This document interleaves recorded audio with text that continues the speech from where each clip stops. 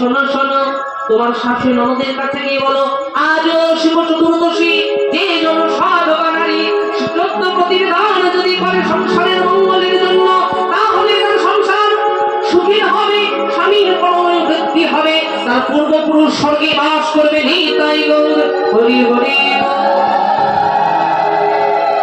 তাই রাধারানী কি করলেন জানো মা?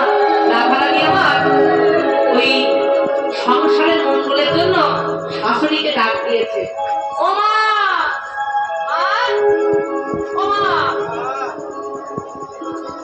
কি জানো তো? আজকে এই যে কদলি বেলা, এই কদলি বেলা